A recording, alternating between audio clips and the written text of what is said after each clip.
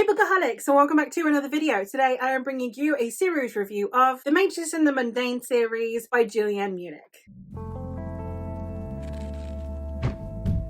This series consists of The Reborn Prince, Ice Mages, The Frosted Roses, and there is also a prequel story that is Matilda of the Mages. These are all Regency style, cottagecore-esque fairy tale fantasy novels, which is a mouthful. But in these stories, we are following different mages in a Regency-esque vibe fantasy, and they are all in the wintry vibes, which I thought were the hot season. So we will see cozy, cold season off with a bang.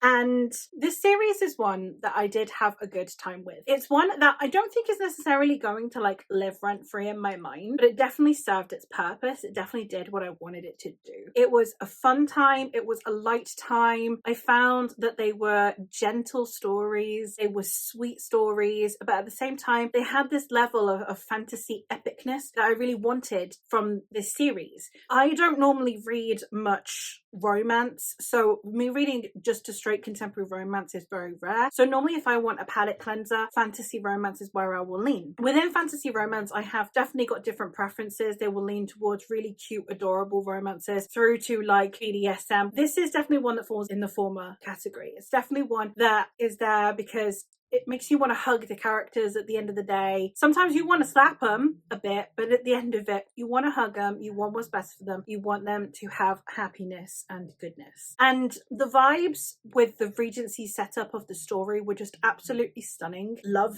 a story that really can ground you in the atmosphere. This is not very hard magic or anything. It's not that kind of fantasy. It's very fairy tale and folklore. So it's like if you took a fairy tale, almost like the Nutcracker, where it's like you take the fairy tale whimsical vibes and you insert them into Regency era. That's the vibe that you get. And they are very cozy and they are very cute. They're very easy to get through. And in the current era of popularity that cozy fantasy has, this is definitely one that I would recommend as a fun series to get through. They're all out. As I said, there is the prequel as well. And I think that the discussions around mages versus witches, the discussions around different approaches to the magic were also very nicely interwoven alongside the romances. Though, as I said, they're not necessarily stories that I will carry with me for very long. They are ones that I really appreciated while I was reading them. The first book, The Reborn Prince, is following Luke,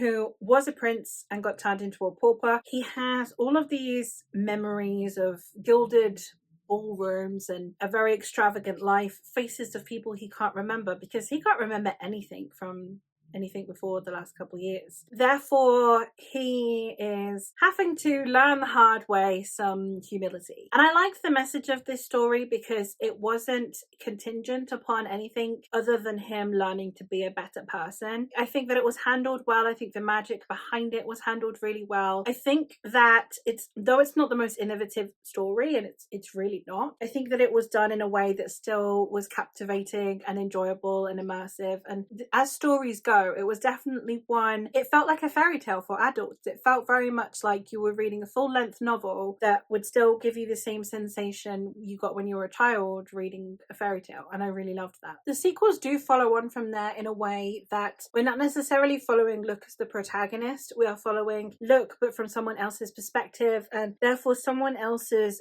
feelings in regards to him and the person that he used to be versus the person that he's becoming now. And a lot of the other conversations surrounding can him now becoming a better person make up for the fact that he was this horrific person in his past and the effects that that's had on other people's lives. So I think as a summary, it's the kind of story that very much has a lot of layers to it. Even though it seems like it's just this very cute, wholesome story, it also has really interesting discussions around betterment, and that just because you've become a better person doesn't mean that you were free of consequence, but it is the hope that you are now understanding of why you are suffering those consequences instead of raging and wrestling against them potentially. I think that for the most part, this is a series that if you are looking for something that is going to give you fairy tale vibes, but without it being another version of Uprooted and without it being another direct one-to-one retelling of a grim fairy tale, and instead is just going to give you the same morals, the same vibes, the same feeling and immersion that a fairy tale will give you, but without it being too repetitive, I really think that this is a series that you will enjoy. And as I said, as palette cleansers, top tier, absolute top tier. Though it's not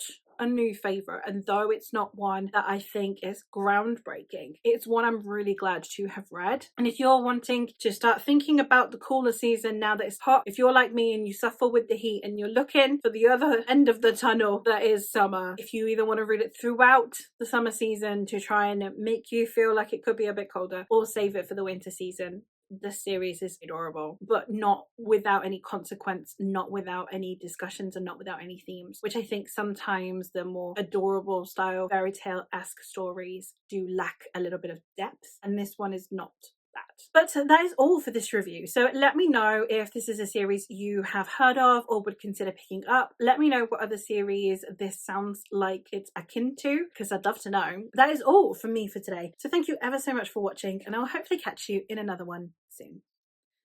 Bye!